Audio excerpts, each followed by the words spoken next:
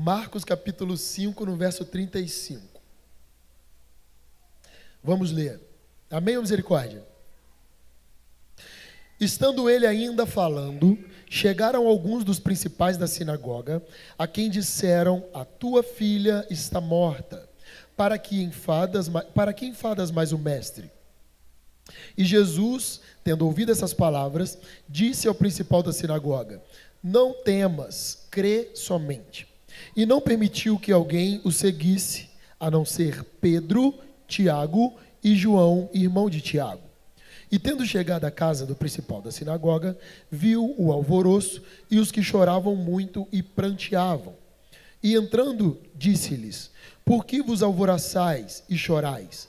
A menina não está morta, mas apenas dorme. E riam-se dele. Porém ele, tendo-os feito sair, tomou consigo o pai e a mãe da menina e os que com eles estavam, e entrou onde a menina estava deitada. E tomando a mão da menina, disse-lhe: Talita cumi, que traduzindo é: menina, a ti te digo, levanta-te. E logo a menina se levantou e andava, pois já tinha 12 anos. E assombraram-se com grande espanto. Amém? Só até aí. Eu coloquei como tema dessa palavra: preparando um ambiente de glória. Diga comigo: preparando um ambiente de glória. Amém? O que é um ambiente de glória? É um ambiente onde a presença de Deus se faz real. Como eu digo para vocês com frequência, Deus está em todos os ambientes. Sim ou não? Ele está em todos os lugares? Quem acha que sim? Quem acha que não? Ele está. Porque a Bíblia diz que Ele é um Deus onipotente, onisciente e onipresente. É o Deus da guerra, que sabe todas as coisas e está em todos os lugares ao mesmo tempo. Então Ele está. Agora, a manifestação, a presença manifesta, aí não. Isso não é disponível para todos os lugares e nem para todas as pessoas. Deus só se manifesta em um ambiente onde Ele é adorado, glorificado, exaltado, desejado. Você entende? Entende? Então, esse ambiente de glória, ele precisa ser criado. Nós precisamos criar um ambiente favorável para a manifestação da glória. E esse texto, ele é muito claro, esse tipo de estratégia, se é que nós podemos dizer assim, que Jesus, como homem, sendo Deus, ele era 100% homem, naquele momento que ele estava encarnado, ele estabeleceu. Quando o homem chegou dizendo: por favor, ajude a minha filha, ela está quase morta, a Bíblia diz que ele não levou ninguém consigo, a não ser Pedro, Tiago e João. Ou seja, ele escolheu 3 pessoas. Ele tinha 12 discípulos, mas de todos os 12, para aquela ocasião, ele escolheu 3. Quantos estão comigo? E aí a Bíblia diz que quando ele chegou perto da casa de Jairo, veio lá um falastrão normal e disse: por que você está perturbando o mestre? A menina já morreu, ou seja, não adianta. O que a Bíblia diz que Jesus fez? Tirou todo mundo daquele ambiente, levou só o pai, a mãe, algumas pessoas próximas do pai e da mãe e os 3 discípulos. O que essa estratégia nos mostra? Que o que Jesus não queria dentro do ambiente era o descrédito, era a falta de fé e pessoas que não acreditariam no que ele iria dizer. Porque a Bíblia diz que quando ele chegou e disse, ela não está morta, ela dorme, nós lemos lá, o que foi dito? A Bíblia diz que riam-se dele. Então ele botou todo mundo para fora. E quem ele botou? O pai e a mãe, que qualquer coisa que ele dissesse eles iam acreditar, porque estavam desesperados. Disse que ele pegou os que estavam próximos, provavelmente os próximos eram parentes, e levou 3 discípulos que provavelmente ele sabia que tinha uma fé mais aguçada do que os outros. O que Jesus promoveu? Um ambiente para que a glória se manifestasse. Isso é ensino. Por isso que a gente fala para os outros, para de falar de coisas espirituais para a gente que vive na carne. Por isso que tem um monte de coisa que você está orando não acontece. Porque você está falando de coisas que humanamente não são possíveis. E você compartilha com quem vive na carne, o que a pessoa fala? Vai orar o resto da vida. Você entende isso? O que é espiritual se discerne no espírito. Então Jesus reuniu pessoas que iriam concordar com qualquer coisa que ele dissesse, gerando assim um ambiente, um território propício para que a fé e o milagre fossem materializados. Então, uma das características de pertencer ao reino de Deus é conseguir trazer a realidade ou a atmosfera do reino para qualquer ambiente. Ou seja, se você pertence, quantos aqui são filhos de Deus? Tem essa consciência, você entregou sua vida para Jesus? Não, eu sou filho. Deixa eu te dizer, as minhas frasezinhas, meus bordões. O filho se parece com o pai. Amém? Porque a paternidade, ela é uma postura do pai, mas ela também precisa da postura do filho. Porque tem filho que tem só a consanguinidade, mas não é filho nunca. Não respeita, não honra, não valoriza. Você entende? Existe uma obrigação do pai para o filho, mas existe uma resposta do filho para o pai. Para que essa simbiose aconteça com harmonia. Para que essa troca aconteça com clareza. Vocês estão comigo? Então, uma das características de pertencer ao reino é conseguir trazer a realidade ou a atmosfera do reino para qualquer ambiente. Quem é filho de Deus, conhece Deus. Quem é filho de Deus, anda com Deus. Quem é filho de Deus, transita entre o natural e o sobrenatural com frequência. Deixa eu te explicar. Tem gente que só experimenta do sobrenatural nos ambientes de culto. Porque aqui existe uma proclamação, Jesus é o Senhor. Nós ensinamos a igreja. Quantos aqui, deixa eu te perguntar, uma pergunta. Quantos têm problemas para serem resolvidos na sua vida pessoal, além de mim?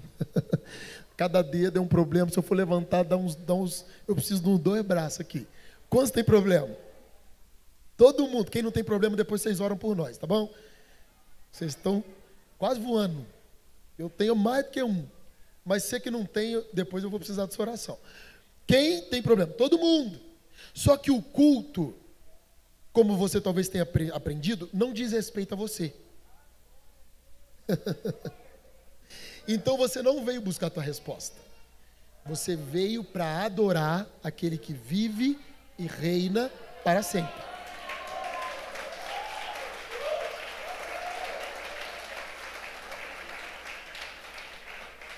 Quando diz, eu estou indo ao culto, nós estamos indo cultuar a Deus, não é o teu problema, a tua necessidade.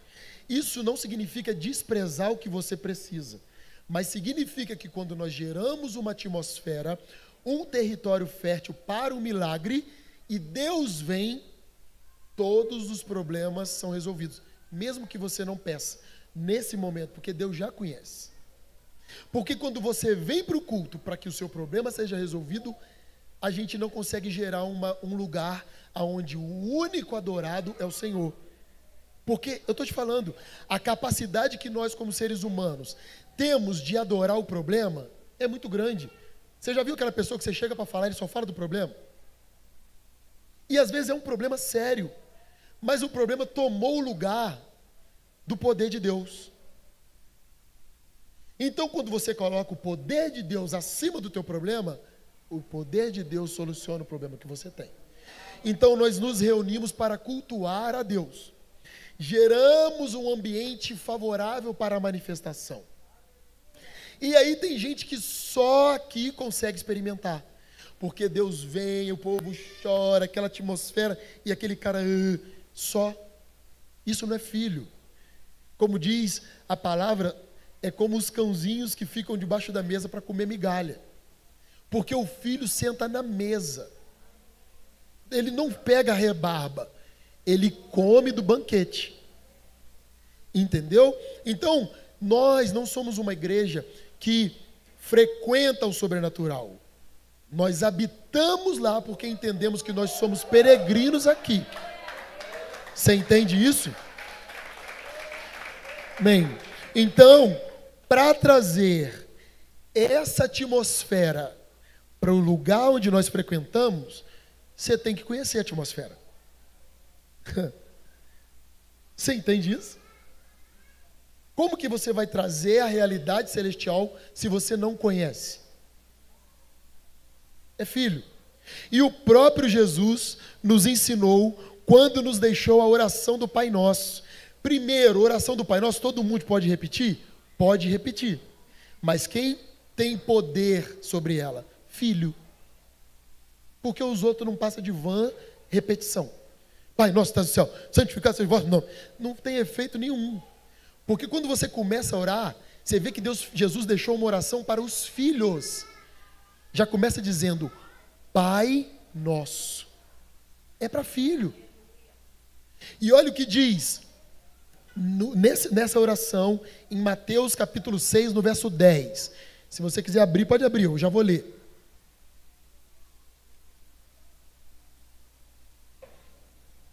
Venha o teu reino, seja feita a tua vontade, assim na terra como no céu.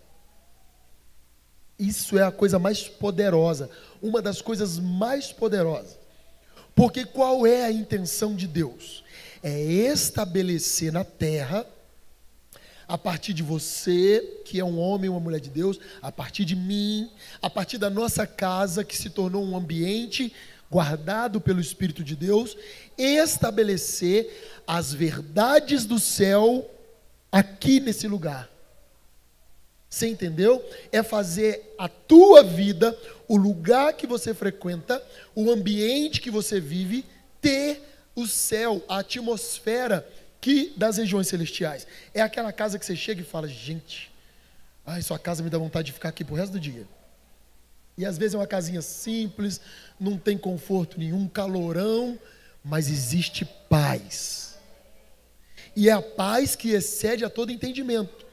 Porque as pessoas pensam que os filhos de Deus não têm dificuldade. Tem dificuldade, mas tem uma diferença. A Bíblia diz que nunca viu um justo mendigar o pão. Mas dificuldade tem? Tem. Crente fica doente? Fica. Crente morre? Morre. Você entende isso? Entende? Amém? Então, quando Jesus deixou, ele já estava nos dando a dica. Qual é o papel do crente? Estabelecer na terra o mesmo cenário, a mesma atmosfera, o mesmo ambiente que o céu promove, de cura, de respostas, de milagres, de ressurreição, de renovo, de reconciliação, de salvação. Vocês estão comigo? Ou seja, para que o reino de Deus seja estabelecido em qualquer ambiente, é necessário que a vontade de Deus prevaleça sempre. Então, não tem como viver em duplicidade. Se você quer ser alguém que tenha autoridade para estabelecer o reino de Deus em ambientes, você precisa viver no centro da vontade de Deus. Ok? Estabelecer o reino é gerar aqui na terra ambientes que tenham a atmosfera do céu e, através disso, atrair a presença manifesta dele. Esses ambientes, presta atenção que legal isso, são como os verdadeiros oásis no meio do deserto e como estufas quentes no meio do Ártico. É criar um ambiente de adoração, devoção e de fé em Deus. Bill Johnson escreveu isso num livro muito legal que eu estou terminando, e ele diz assim, ele foi para um país para pregar o evangelho, e o pregador da igreja levou ele para passear, e estava no meio de um inverno muito rigoroso, era a Holanda. Então, tinha muita neve, e todas as árvores estavam secas. E aí o cara falou para ele, vamos conhecer as partes turísticas da Holanda. Presta atenção como isso é poderoso. E aí o cara falou para ele, ele levou ele um monte de lugar, naqueles tradicionais moinhos de vento, lindo que tem na Holanda, e levou ele numa estufa gigantesca, de quilômetros de estufa. Quando eles entraram para dentro da estufa, automaticamente a temperatura subiu. Tinha uma antessala, você já tirava aquele monte de roupa, e ali dentro o clima era 22 graus. E ele estava numa temperatura de menos, sei lá, muito, muito menos. E aí ele foi andando, tinham corredores enormes de plantação de flores, tulipas, gardênia, rosa, todo tipo de flor, e muitas cores, e tinha um lago artificial, e tinham noivas com vestidos decotados tirando foto. E ele falou, uau! E Deus começou a falar com ele. Isso é estabelecer a atmosfera em um ambiente que não está propício. Deus falou para ele, se todas essas flores tivessem lá fora, todas morreriam automaticamente. Mas eles geraram um ambiente propício para que essas flores vivessem, multiplicassem e crescessem com saúde.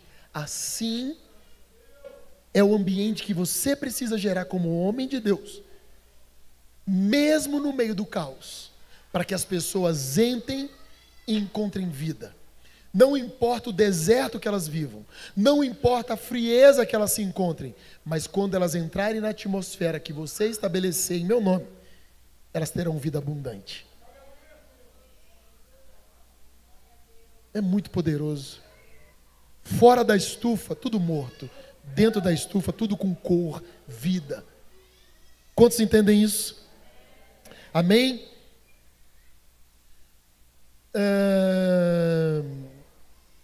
Um ambiente onde a vida de Deus é desejada e ansiosamente aguardada por todos que ali estiverem.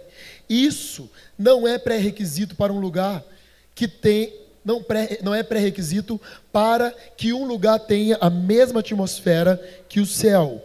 E sim, Deus tem a liberdade de ação. E assim, Deus tem a liberdade de ação. Por isso, Ele vem. Então, criarmos um ambiente propício faz com que o Espírito de Deus tenha a liberdade de se manifestar. No reino de Deus, não... Presta atenção. É muito legal sobre a nossa política. A política humana, terrena, né? Nós criamos subterfúgios para que a gente consiga equalizar ao máximo e diminuir a roubalheira, a corrupção. Então, nós vivemos hoje, dentro de todo o contexto mundial que a gente percebe, o melhor meio de política a ser seguido, que o mundo visualiza, é a democracia, né? Onde o povo escolhe, onde as pessoas veem o que é melhor para ela. Amém? Não é isso que a gente tem visto aí pelo mundo afora, que a democracia tem sido melhor, mas o reino de Deus não existe democracia. O sistema celestial, ele é teocrático, onde Deus é o único Senhor e sua vontade está acima de tudo e de todos. Difícil porque a gente não tem de outro, né? Eu falei isso para vocês, sobre um pregador, essa semana eu ouvi de outro, né, do Kingsley Fletcher, ele falava isso, que ele nasceu no Reino Unido, mas eu ouvi uma vez também o Miles Monroe falando isso. Ele nasceu em uma das ilhas do Reino Unido, de um país pequeno lá, e ele falava isso, ele falava, pregar nos países de democracia, de presidencialismo, eu sei que é muito difícil, porque eu falo de uma realidade que vocês não conhecem, e que até renunciam, até repelem, porque ele disse, eu nasci em um país que é governado por um rei, eu sei o que é ter um rei, ele disse, e no meu país, a gente já nasce sabendo que eu comprei aquela casa, eu moro ali, meu pai morou ali, meu avô morou ali, mas desde sempre eu sei que se a rainha pedisse a casa, nós teríamos que entregar. Então isso a gente não tem isso como ofensa, isso para a gente não agride, porque nós sabemos que nada é nosso, tudo é do rei. Então entender os valores do reino foi muito fácil para mim. Mas para alguém que é apegado ao que tem, ao dinheiro, tudo, você é apegado, trabalhei para ter isso, eu estudei para ter, não é? A gente aprende isso. Quando você encontra um rei, e esse rei diz, tudo é meu, você se sente ofendido, não é? Que ofensa, está pedindo meu dinheiro, que ofensa, como que eu, não é? E ele falava, é muito difícil, mas eu entendo, porque eu cresci num sistema assim. Então, quando a gente ouve falar sobre teocracia, aí você podia dizer para mim, mas isso não é justo, isso não é justiça. E eu ia falar para você, o que é a verdadeira justiça, se só existe um justo, que é Deus, e Ele foi quem nos justificou. Então, que justiça que a gente conhece? Você entende isso? O que é esse sistema teocrático? É a junção de duas, para você entender a raiz dessa palavra no grego, é a junção de duas palavras, theos, que é Deus, e kraten, que significa governar. Sistema teocrático é onde Deus é o único governo. E é assim no céu. Só Ele é adorado. Ele é o dono de tudo. Porque não existe outra justiça a não ser vinda dele. Então, quando as pessoas são governadas desse jeito, a pessoa não tem medo. Por que a pessoa não tem medo? Porque ela sabe. Por que o Miles Monroe dizia que eles não tinham medo se a rainha dissesse, nós precisamos da tua casa? Porque ele dizia que se alguém no reino sofresse qualquer tipo de humilhação, a vergonha não era para a família, era para o rei que não cuidava do povo. Então ele sabia que se o rei pedisse a casa, ele certamente teria um lugar melhor do que a casa que ele saiu, porque o rei cuida do seu povo. Você entende o princípio de reino? É assim que Jesus cuida de nós. E quem entende isso, não se apega, porque sabe que o dar é melhor do que receber, em tudo. Eu estou com medo da gente deixar a Josefine mal acostumada, porque a Josefine chegou lá da Rússia, chegou aqui com a mochila, e aí eu lembro que o povo, vou dar uma roupa, vou dar não sei o quê. Aí ela falava, não pastor, o que eu tenho precisa caber numa mochila, porque senão não dá para eu ir para onde Deus me mandar. Eu falei, gente, a gente vai passar um final de semana na casa da irmã da Priscila, leva umas 20 malas, o carro vai assim, ó. Quem é assim também? Falei, gente, eu precisando ser liberto da carne. Sapato, e a sapateira? Sapato rosa para combinar, sapato verde para combinar com sapato preto. Não usa nada. Mas a gente é apegado, irmão. Estou te falando. E aí o que a gente faz? Começou a dar presente para Josefine. Josefine tá chique. Ela anda só na seda agora. Mas tomara que ela não apega. Porque nós queremos implantar os nossos valores para as pessoas que se aproximam da gente, e nem sempre os valores vêm do céu. A gente erra. Você entende? Quantos estão comigo? Amém? Olha o que diz em Romanos, capítulo 8.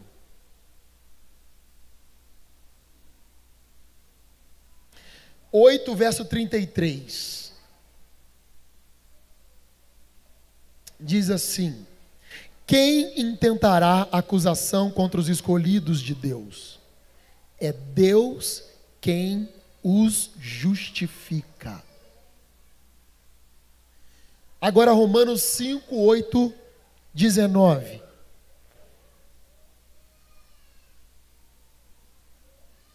Irmão, olha para mim. Abre aí em Romanos 5, verso 8. E olha para mim. Quando diz que Deus nos justifica, olha para mim. Deixa eu reformular, porque as pessoas estão usando esse texto para muitos contextos errados hoje. Porque a gente vê pastor adulterando, pastor roubando, líder não sei o quê, membro pegando mulher do outro. Aí quando alguém vai falar alguma coisa, Deus é que é a justiça dele. Para de falar, não é nisso não. Eu não estou falando disso não. Ser vergonhice, safadeza, tem que ser denunciado mesmo. Tem essa não, amigo. Agora, esse texto aqui é para qual situação? Você veio de uma vida de pecado, você veio de uma vida de prostituição, você veio de uma vida de idolatria, você veio de uma vida de servir a deuses, a ídolos. Aí todo mundo te via, você era uma pessoa pública e você se converteu. E você mudou de vida. E você está vivendo a vida que o Senhor tem para você. E você passou pelo novo nascimento. Você hoje dá testemunho de uma nova criatura, amém? E aí, Jesus fez, transformou, e um dia você está cheio do Espírito Santo, está aqui na igreja, sei lá, igual o Júlia Brenda hoje, aí veio dar um recado. E aí tem um visitante aqui que te conheceu. Às vezes foi até um rolo seu, há uns anos atrás. E a pessoa chega ali, fulano? Essa igreja do rolo mesmo. Isso aí fumava maconha até ano passado, até 2 anos comigo. Isso aí rodou na mão de todo mundo da rua. Isso aí estelionatário. Isso aí, rapaz, pegava dinheiro. Isso aí já fez rolo. Essa palavra é para você, porque você se arrependeu dos seus pecados, pagou as dívidas, consertou, porque você foi justificado em Jesus. Em nós não existe justiça, mas o sangue de Jesus nos purifica, e você tem uma nova história, entende? E as dívidas tem que ser paga. Aí isso não muda, mas Jesus justificou você, entende? Porque hoje você vive uma vida diferente da outra. Está comigo? Entendeu esse texto? Vamos para o outro. Romanos capítulo 5, no verso 8. Diz assim: mas Deus prova o seu amor para conosco, em que Cristo morreu por nós, sendo nós ainda pecadores. Logo, muito mais agora, sendo que justificados pelo seu sangue, seremos por ele salvos da ira. Porque se nós, sendo inimigos, fomos reconciliados com Deus pela morte do seu Filho, muito mais, estando já reconciliados, seremos salvos pela sua vida. E não somente isso, mas também nos gloriamos em Deus, por nosso Senhor Jesus Cristo, pelo qual agora alcançamos a reconciliação. Verso 12. Pelo que, como por um homem entrou o pecado no mundo, e pelo pecado a morte, assim também a morte passou a todos os homens. Por isso que todos pecaram, porque até a lei estava o pecado no mundo, mas o pecado não é imputado não havendo lei. No entanto, a morte reinou desde Adão até Moisés, até sobre aqueles que não pecaram, à semelhança da transgressão de Adão, o qual é a figura daquele que havia de vir. Mas não é assim o dom gratuito como a ofensa. Porque se pela ofensa de um morreram muitos, muito mais a graça de Deus e o dom pela graça, que é de um só homem, Jesus Cristo, abundou sobre muitos. E não foi assim o dom como a ofensa. Já falei isso, né? Não. A ofensa. Por um só que pecou. Porque o juízo veio de uma só ofensa, na verdade, para condenação, mas para o dom gratuito veio de muitas ofensas para justificação. Verso 17. Porque se pela ofensa de um só a morte reinou por esse, muito mais os que receberem a abundância da graça e do dom da justiça reinarão em vida por um só, Jesus Cristo. Pois assim como por uma só ofensa veio o juízo sobre todos os homens para a condenação, assim por um só ato de justiça veio a graça sobre todos os homens para a justificação de vida. Verso 19. Porque como pela desobediência de um homem muitos foram feitos pecadores, assim pela obediência de um muitos foram feitos justos.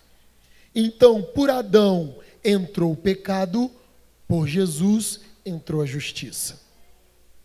Você pode dar um glória a Deus?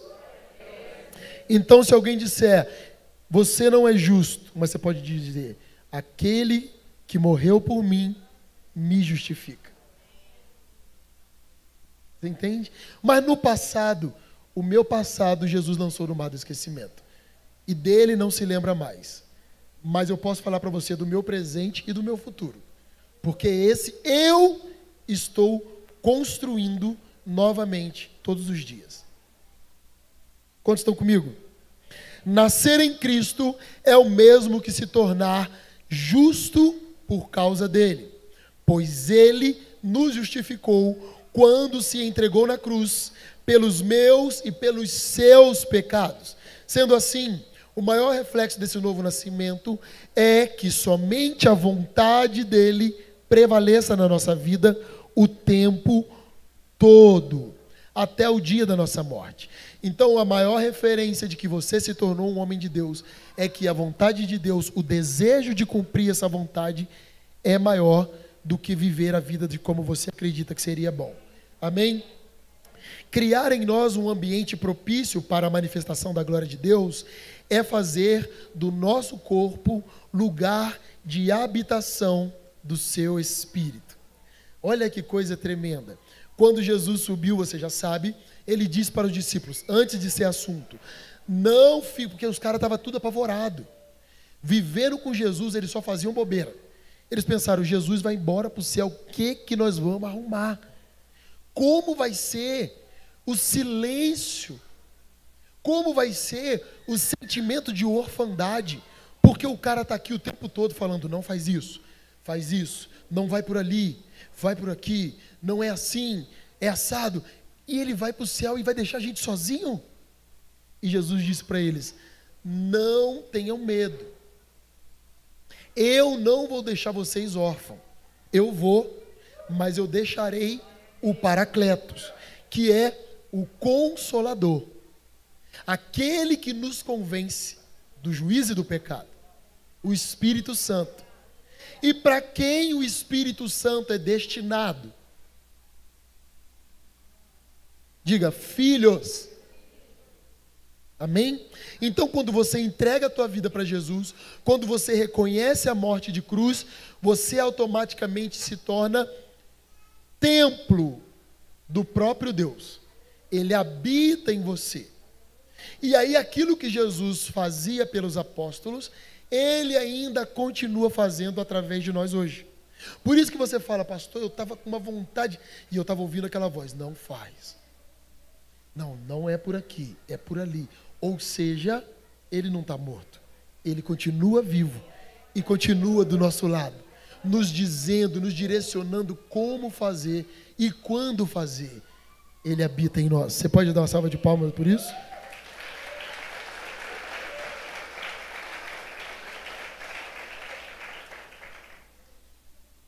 Deus só habita onde Ele é o único Senhor, o único adorado, e somente a sua vontade é realizada. Essas são as três características suficientes para se distinguir alguém que é templo do Espírito Santo. Se você é templo do Espírito Santo, Ele é o único Deus da sua vida. Ele é a única pessoa adorada por você. E a sua vontade não existe mais. O que você vive hoje é a vontade que Ele tem a seu respeito. Você entende? Aí aquele dia que você fala assim, hoje eu estou com uma preguicinha, hoje eu não vou no culto, um exemplo. Aí o Espírito Santo fala, vai. Aí você vem. Aí no final do culto, o que você faz? Pastor, eu não ia vir hoje. Toda hora tem alguém, todo dia. Eu não ia vir, eu estava em casa, a chuva caiu, eu falei, nossa, eu vou ficar no ponto Uber que fica mais caro. Pastor, ainda bem que eu vim. Você falou tudo que eu queria ouvir. Não é assim?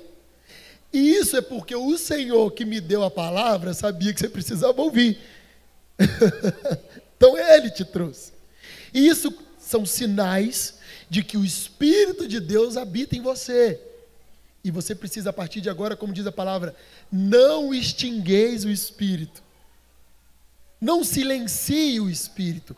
Como? Viva, descubra primeiro e viva a vontade de Deus. Conserve esse fogo que acendeu. Preserve a vida do Espírito dentro de você. Está comigo? Abra comigo em João capítulo 6. João capítulo 6. Diz assim, no verso 38. João 6, 38. Porque eu desci do céu. Olha o que Jesus fez. Como Jesus nos ensinava com a vida dele, como um homem. Olha o que ele disse. Porque eu desci do céu, não para fazer a minha vontade, mas a vontade daquele que me enviou. O que ele estava querendo dizer? Isso é o dever de filho. Eu tenho muitas vontades, mas elas estão em segundo plano, porque a partir de hoje, o que eu fizer é o que Deus tem para mim. Está comigo? Fazer do nosso corpo templo ou morada do Espírito Santo de Deus é o mesmo que sermos usados por Ele como canal de bênção em meio ao caos, condutor de milagres em um sistema de completa incredulidade, uma nascente de água limpa em meio à sequidão do deserto. Deus quer usar nossas vidas para que a vontade dele se cumpra também na vida de outras pessoas. Se eu fosse você, eu aplaudia Jesus, porque isso é um privilégio. É um privilégio. Quando a palavra diz que de nós fluiriam rios de água, não era para a gente ficar achando maneiro. Maluco, eu fluo rio de água. Deus falou para mim. Sabe nem para quê. É para matar a sede do sedento. Tudo tem um propósito. Não é para a glória, não é para a sua glória. É para que o nome de Jesus seja glorificado a partir e através de você. Você entende isso ou não? Ser templo do Espírito Santo de Deus nos torna, nos faz cidadãos do céu.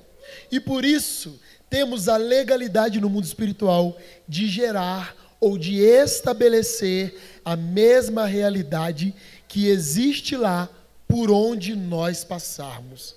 Isso é poderoso. Isso é poderoso. Ontem eu contei aqui, né, de uma situação que eu fui evangelizar um rapaz, e aí ele começou a ver algumas entidades que ele servia, e ele começou a ficar com medo. Eu era muito novo convertido, eu tinha poucos meses. E aí, eu nunca tinha feito libertação, nunca tinha feito curso, não tinha estudado, sabia de nada. E ele falou, eu estou vendo o fulano ali. Eu falei, ai meu Deus, mas eu estava fingindo que eu estava forte. Aí eu falei, como que ele está? Ele falou, ele está de terno branco, está batendo palma, rindo de mim. Eu falei, ai, meu Deus. Eu falo para ele para a gente ir embora, o que eu falo? Aí ele lá, e aí eu arrepiado.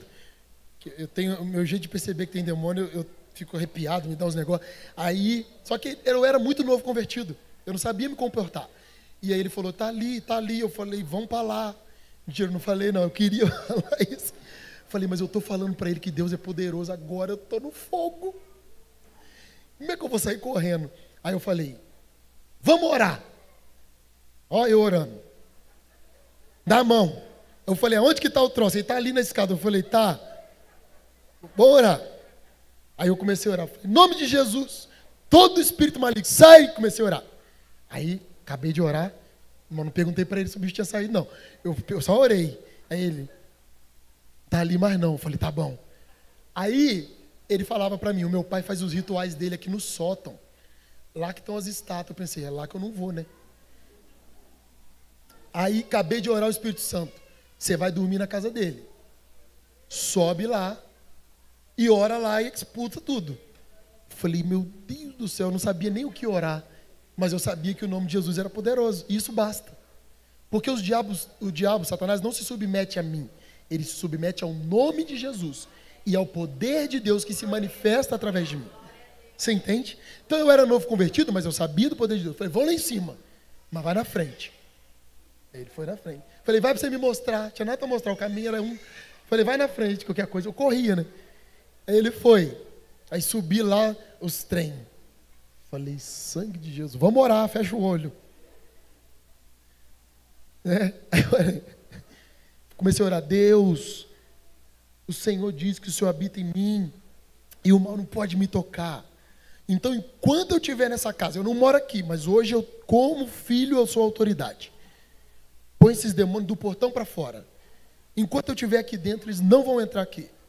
Irmão, eu não sei o que aconteceu, mas eu sei que a gente dormiu numa benção. Consegui dormir. Não aconteceu nada, acordamos no outro dia. Ele falou, vamos almoçar. Eu falei, não, bobo, vamos almoçar fora. Fui embora.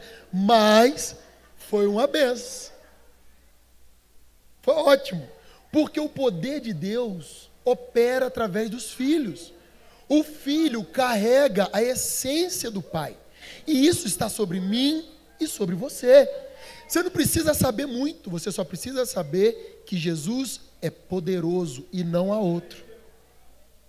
Todo joelho se dobrará e toda língua confessará no céu, na terra e debaixo da terra.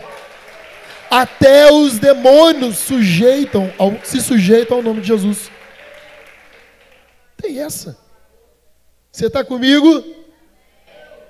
Ser templo do Espírito Santo de Deus, já falei. O que precisa ser feito é criarmos ou prepararmos, a partir do que Jesus fez e tem feito em nós, um ambiente onde a presença de Deus possa se manifestar. Pois toda a criação espera a manifestação dos filhos de Deus. Somente um filho consegue manifestar a essência do seu pai. Só filho. Por quê? Porque você anda com ele e você começa a se parecer.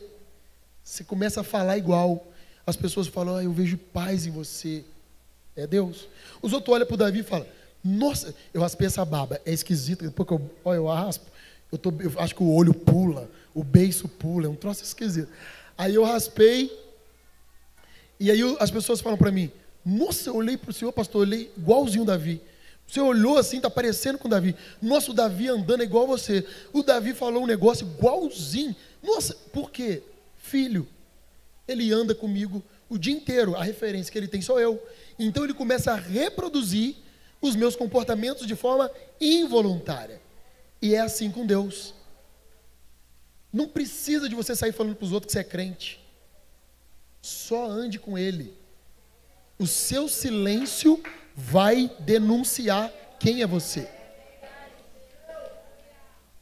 Só ande com Ele. Você está comigo? Romanos capítulo 8, no verso 19. Abre aí.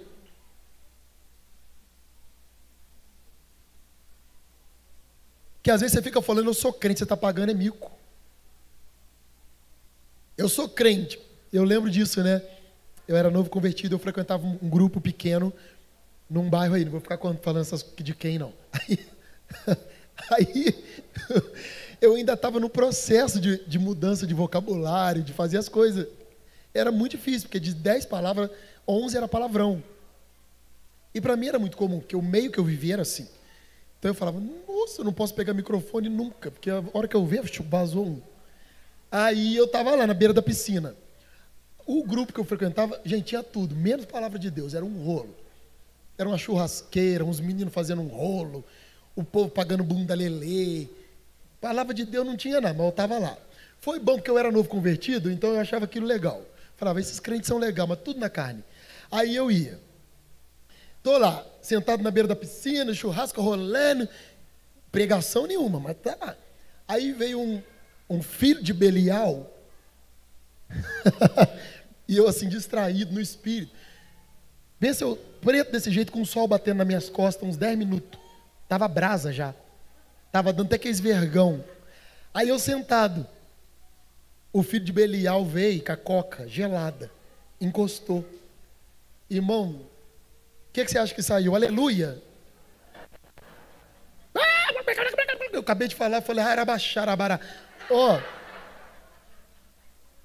irmão, não é que eu não era filho, mas não tinha dado tempo suficiente para eu adquirir os comportamentos do pai. Eu era adotado há pouco tempo, então eu ainda estava me familiarizando, né? De vez em quando, sabe quando você fala, pastor, escorreguei ali, quando eu vi eu já estava curtindo a irmã de biquíni, pastor, né? Eu sei de tudo, tá? Tô te falando, as meninas me contam, pastor, tem um irmão da igreja, tá curtindo. Ó, eu sei. Às vezes você tá me vendo te cutucar, eu tô falando, ô varão, como é que você tá? É porque eu já sei. Porque as meninas, e às vezes nem sua mulher não sabe que você tá curtindo essas fotos. As meninas me contam. Achei esquisito, o menino me falando oi comigo lá no mensagem. Nem me conhece, casado. Ó. Filho de Belial. Então vamos lá. Eu li já Romanos 8,19. Porque ardente. Eu li? Porque ardente expectação da criatura espera a manifestação dos filhos de Deus. Porque a criação ficou sujeita à vaidade, não por sua vontade, mas por causa do que a sujeitou, na esperança de que também a mesma criatura seja libertada da servidão, da corrupção, para a liberdade da glória dos filhos de Deus. Porque sabemos que toda a criação geme e está juntamente com dores de parto até agora. E não só ela, mas nós mesmos que temos as primícias do Espírito, também gememos em nós mesmos, esperando a adoção, a saber, a redenção do nosso corpo. Quando Adão pecou, ele não trouxe maldição só para o homem, ele trouxe maldição para a terra. Porque quando Deus criou a terra, ele criou o homem para que a terra se sujeitasse ao homem. Então, quando Deus, lembra disso? Vocês leram lá? Deus criou o homem e ele falou, vem comigo e você vai dar nome para todas as criaturas. A terra estava sujeita ao homem. A terra existia para o deleite do homem. O homem foi criado para desfrutar da terra. E o pecado amaldiçoou o homem e amaldiçoou a terra. Então os animais que eram amigos agora querem comer a gente, irmão. Você entende? É isso mesmo. E a criação está gemendo pela manifestação dos filhos. Pastor, então depois que eu virar crente eu posso pegar o leão? Não. Deixa para Jesus voltar primeiro lá no céu e te ver que bicho que tem lá. Aqui não. Porque a Bíblia diz que a terra jaz o maligno. Você está comigo? Não vai arrumar rolo. Não. Aí aparece na televisão. Homem perde o braço no zoológico de Volta Redonda. E ele está dizendo, sou da local 7. Não inventa, vá orar. Tem que falar, né? Porque hoje, o povo hoje está tão doido que se a gente não fala, acha que depois que eu sou crente, o leão, vem leão. Não. Nós somos carne, presta atenção. E possuímos um corpo terreno e corruptível, sim ou não?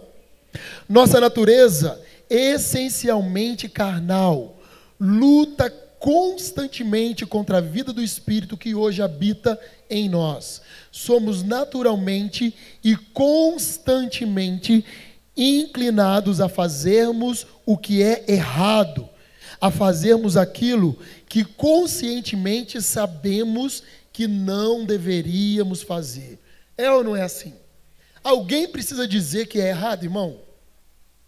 Não, mas a gente faz. E a gente sabe que é também. Sabe? Mentira ou verdade? Verdade, irmão, a gente sabe. O mundo pode estar falando aí, não, pode tudo. Mentira, lá dentro você sabe. Você sabe que não deveria. Mas nós somos inclinados a isso. Aí depois chora, né? Ai, não devia ter feito. 3 semanas, faz de novo. Aí chora de novo. Aí às vezes diminui. 2 dias, faz de novo. Mas faz de novo. E vai.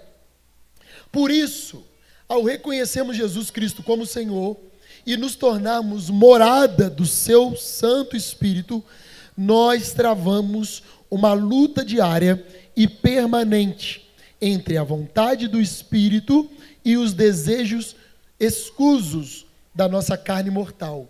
O que é nascer em Cristo? É viver essa guerra. É viver a guerra. É perceber que, a partir daquele momento, tudo que você achava comum, agora dentro de você está dizendo, não faz de novo. E ninguém te falou nada, mas você não consegue fazer.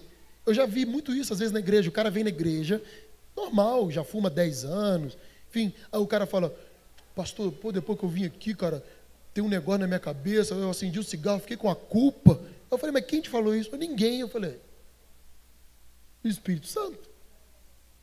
É Ele que nos convence. Ninguém precisa te falar. Você está comigo? Gente, eu acho que esse ar não está funcionando, não. Ah, não. Calorão. Abra comigo no livro de Romanos, capítulo 7. Romanos 7,14. Romanos 7,14. Diz assim: sabemos que a lei é espiritual. Eu, contudo, não o sou, pois fui vendido como escravo ao pecado. Quem está falando isso? Diga comigo, apóstolo Paulo. Não entendo o que faço. Gente, vocês não sabiam que era Paulo, não? Misericórdia. Não entendo o que faço, pois não faço o que desejo, mas o que odeio. E se faço o que não desejo, admito que a lei é boa. Nesse caso, não sou mais eu quem o faz, mas o pecado que habita em mim. Sei que nada de bom habita em mim, isto é, na minha carne, porque tenho o desejo de fazer o que é bom, mas não consigo realizá-lo, pois o que faço não é o bem que desejo, mas o mal que não quero fazer. Esse eu continuo fazendo. Ora, se faço o que não quero, já não sou eu quem o faz, mas o pecado que habita em mim. Assim, encontro esta lei que atua em mim. Quando quero fazer o bem, o mal está junto de mim. No íntimo do meu ser, tenho prazer na lei de Deus, mas vejo outra lei atuando nos membros do meu corpo, guerreando contra a lei da minha mente, tornando-me prisioneiro da lei do pecado que atua nos meus membros. Miserável homem que sou, quem me libertará do corpo sujeito a essa morte? Graças a Deus, por Jesus Cristo, o nosso Senhor, de modo que, com a mente, eu próprio sou escravo da lei de Deus, mas com a carne, da lei do pecado. Olha o ensino que o grande apóstolo Paulo nos deu. O que ele estava dizendo para nós? Uma frase que eu falo sempre para vocês: a nossa carne não converte. Diga comigo, a minha carne nunca vai se converter. Não, fala mais forte para você lembrar. A minha carne nunca vai se converter, mas ela irá se submeter ao Espírito de Deus que habita em mim. Amém? Aplauda a Jesus. Então, deixa eu te explicar isso. O que o apóstolo Paulo estava dizendo?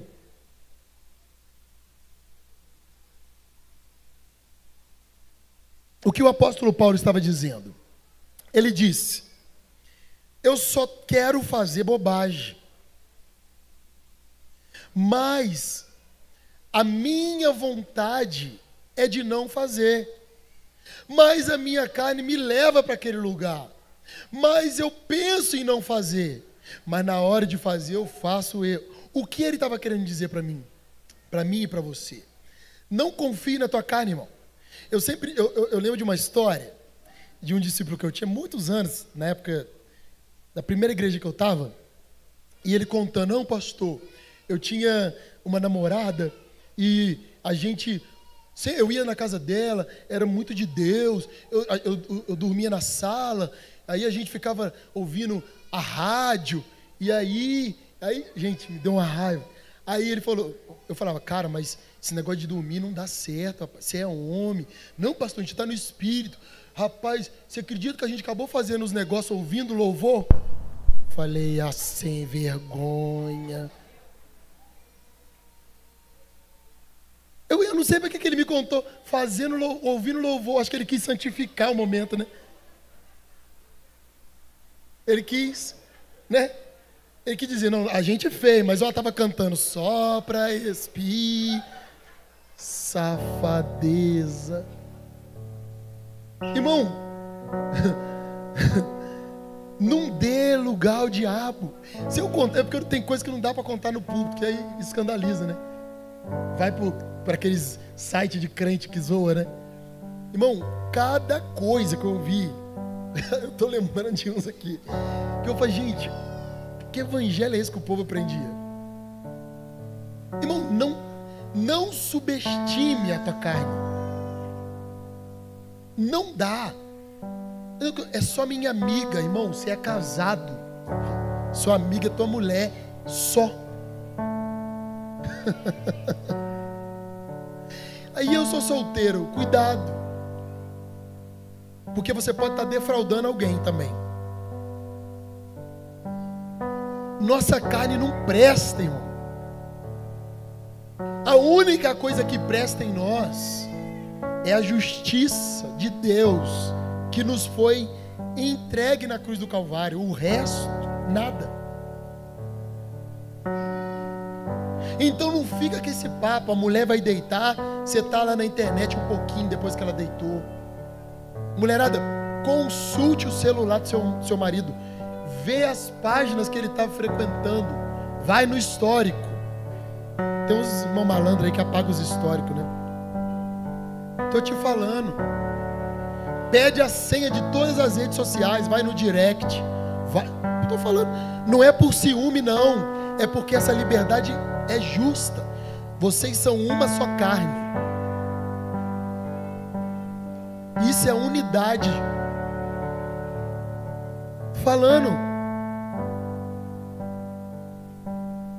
Estou falando para você.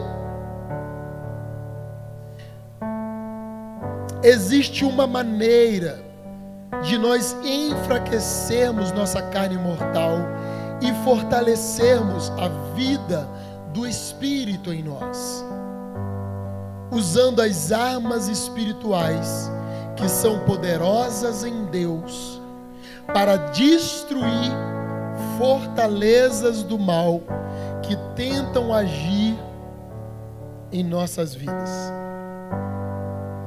Qual é a maior arma espiritual que o Senhor nos deu? Diga comigo: jejum e oração. Pastor, eu nunca jejuei. A melhor oportunidade. Nós começamos hoje meia-noite o nosso jejum como igreja. Meia-noite. E nós vamos ficar 21 dias orando e jejuando. Todos os dias, todos, ininterruptamente, todos, a partir de amanhã, nós estaremos aqui de 7 às 8 da manhã. Nós quem, pastor? Quem está disposto a enfraquecer a carne e fortalecer o espírito. Quem está disposto a vencer as tuas guerras. Quem está disposto a se tornar parecido com o seu pai.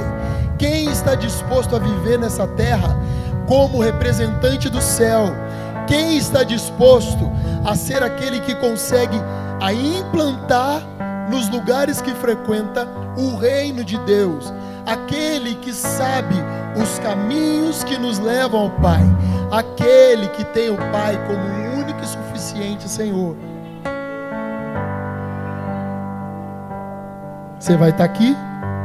Eu sei que tem alguns que trabalham, mas se você entende que o que te traz plenitude e o que faz você filho é estar na presença do Pai, ou se eu fosse você, eu chegaria 10 para 7. Serão os melhores 21 dias do seu ano, porque nesses 21 dias você vai definir os 365 dias. Estou te falando, nós vamos orar por tudo aqui, tudo, inclusive pelas tuas necessidades. Serão 21 dias de vida, de avivamento. Eu já disse para a pastora e para os outros líderes, todas as palavras, todas as reuniões serão reuniões de avivamento. Nós vamos trazer o céu para a terra. Vamos trazer palavras que estabeleçam o reino de Deus. Vamos declarar a glória de Deus em nosso meio. A partir de hoje, meia-noite, jejum e oração.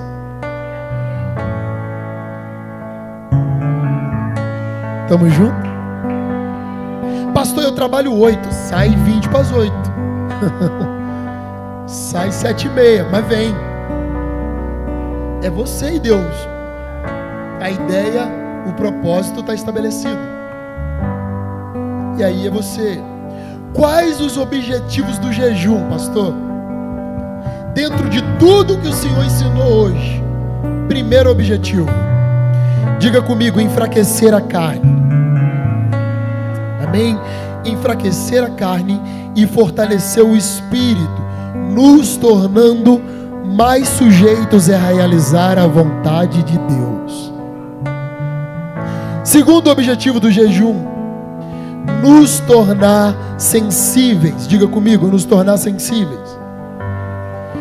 Nos tornar sensíveis à voz e à presença do Espírito Santo. Sabe por quê, irmão? Deus não para de falar. Nós é que perdemos a sensibilidade e deixamos de ouvir. E é nessa hora que a gente faz bobagem. Decide coisa errada. Às vezes você está entregando o currículo e o primeiro currículo que recebeu o resultado não era para você aceitar, porque vai vir um outro.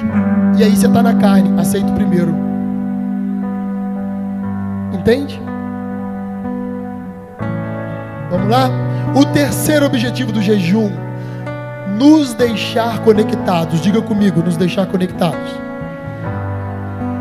Nos deixar conectado ao mundo espiritual e àquilo que Deus está fazendo e deseja fazer. A palavra de Deus diz que aquilo que vai acontecer Ele vai nos fazer saber antes, nos será anunciado como filhos. Deus não vai pegar a gente de surpresa. Os filhos terão a sensibilidade de saber: algo está sendo anunciado no mundo espiritual. Você entende? Quinto ponto: nos tornar um canal limpo. Diga comigo: me tornar um canal limpo. Amém. Nos tornar um canal limpo, porque para que Deus possa através de nós realizar a sua vontade. Irmão, o jejum é como se ele limpasse toda sujeira, toda poluição, tudo aquilo que a gente tem ouvido, visto, que tem roubado a nossa fé, e nos deixasse limpo, para que Deus falou, a gente está pronto. Deus falou, a gente está pronto para declarar. Sabe quando você vira só um canal? As coisas fluem com facilidade. E aí hoje a medicina está achando que descobriu novidade, né? Não porque o jejum intermitente dá uma geral no corpo. Irmão, Deus sempre soube disso. Os crentes sempre souberam disso. O povo está falando disso como se isso fosse uma novidade, né? Crente sempre soube disso. Sempre soube.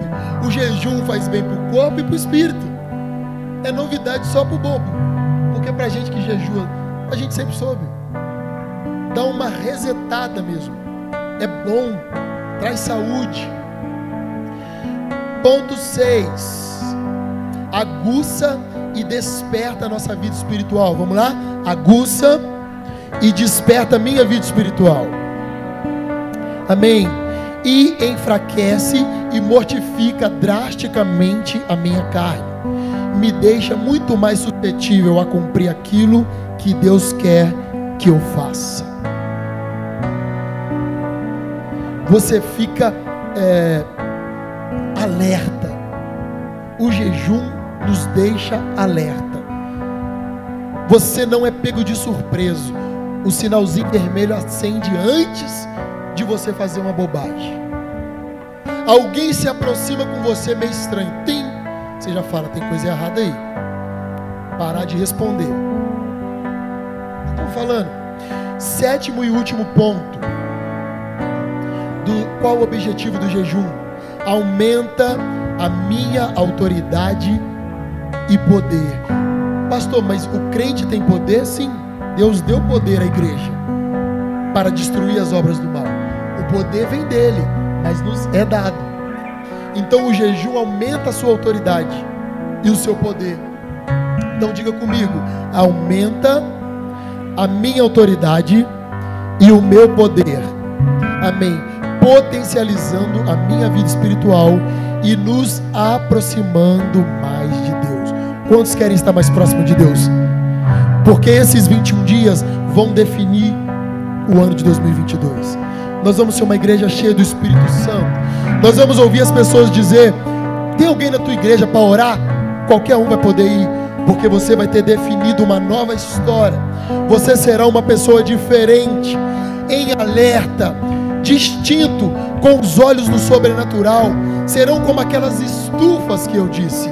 O mundo vai estar frio, mas perto de você o fogo de Deus vai aquecer quem chegar. Você vai ser lugar de vida, de plenitude. Para terminar, abra comigo no livro de Marcos capítulo 9.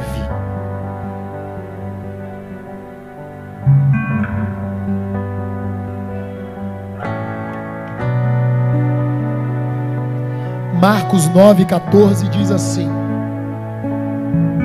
e quando se aproximou dos discípulos, viu ao redor deles grande multidão e alguns escribas que disputavam com eles. E logo toda a multidão, vendo-o, ficou espantada, e correndo para ele, os saudaram. E perguntou aos escribas: que é que discutis com eles? E um da multidão respondendo disse: mestre, trouxe-te o meu filho, que tem um espírito mudo, e este, onde quer que o apanha, despedaça-o, e ele espuma e range os dentes, e vai se secando. E eu disse aos teus discípulos que o expulsassem, e não puderam. E ele respondendo lhes disse: ó geração incrédula, até quando estarei convosco? Até quando vos sofrereis ainda? Trazei-mo. E trouxeram-no. E quando ele o viu, logo o espírito o agitou com violência, e caindo, o endemoniado por terra revolvia-se escumando. E perguntou ao pai dele: quanto tempo há que lhe sucede isso? E ele disse: desde a infância, e muitas vezes o tem lançado no fogo e na água para o destruir. Mas se tu podes fazer alguma coisa, tem compaixão de nós e ajuda-nos. E Jesus disse-lhe: se tu podes crer, tudo é possível ao que crê. Olha o ambiente de milagre sendo gerado. E logo o pai do menino, clamando com lágrimas, disse: eu creio, Senhor, ajuda a minha incredulidade. E Jesus, vendo que a multidão concorria, respondeu-lhe o espírito imundo, dizendo-lhe: espírito mudo e surdo, eu te ordeno, sai dele e não entre mais nele. E ele, clamando e agitando com violência, saiu. E ficou o menino como morto, de tal maneira que muitos diziam que estava morto. Mas Jesus, tomando pela mão, o ergueu, e ele se levantou. E quando entrou em casa, os seus discípulos lhe perguntaram à parte: por que não podemos nós expulsar? E disse-lhes: essa casta não pode sair com coisa alguma, a não ser com oração e com jejum. Chegou a hora da igreja, chegou a hora de Jesus responder sua oração, chegou a hora do poder de Deus se materializar nas necessidades que você tem. Chegou a hora de nós levantarmos as nossas mãos nesses períodos de 21 dias e nos enchermos de poder, de intimidade, de sensibilidade, de revelação, de vida de Deus, e declararmos em nome de Jesus, e o milagre acontecer,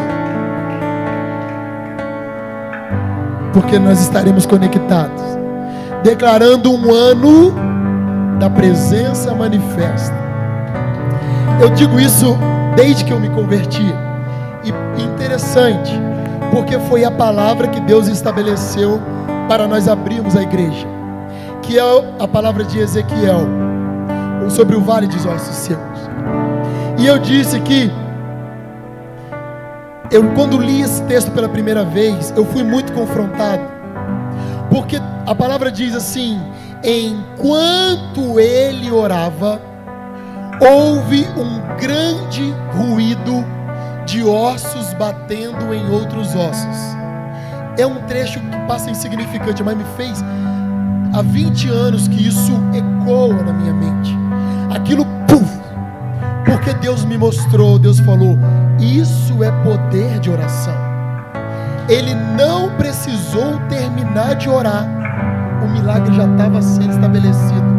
Às vezes a gente ora 2 anos, 3 anos, 4 anos e não acontece, mas o que Deus quer é uma igreja poderosa, que começa a dizer e o milagre está acontecendo. Você está orando pelo marido aqui e alguém liga e fala: tem alguma coisa acontecendo na tua casa. Teu marido está gritando igual um maluco, dizendo: Jesus é o Senhor, Jesus é o Senhor. E você vai falar: eu estou orando agora por ele. Você entende isso? Você nem terminou de falar, você está orando por uma porta de emprego, e no meio da oração alguém diz: tem alguém te ligando, e você liga, vê ali o nome: meu Deus, é a mulher da agência, é a mulher da empresa, é isso. E eu falo: meu Deus, eu preciso dessa oração. Me ensina a ser como Ezequiel. E Deus falou: anda comigo, torne filho, tenha sensibilidade. Eu estou fazendo coisas novas, como diz o profeta Elias, profeta Isaías. Será que você não vê? As coisas velhas ficaram para trás. Eu tenho feito novidades. Olhe para frente, esqueça o que passou. Eu sou o Deus das novidades. Me busque e eu vou revelar elas para você. Comece a orar e eu vou mover os céus e a terra em seu favor. Você é filho, eu te dei poder, autoridade, unção. Começa a orar, abre a tua boca. Qual é a necessidade que você tem? Qual é o clamor do teu coração? O que é que está morto?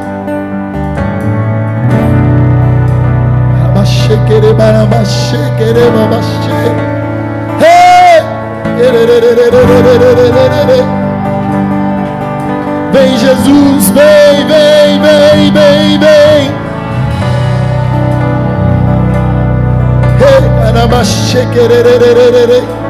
Vem Jesus, nos prepare para entrarmos nesse tempo. Nós queremos te ver, queremos te ver.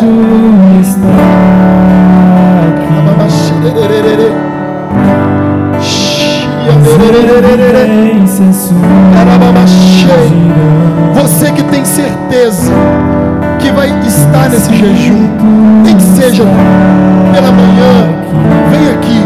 Talvez você vai trabalhar, mas você vai estar no teu emprego.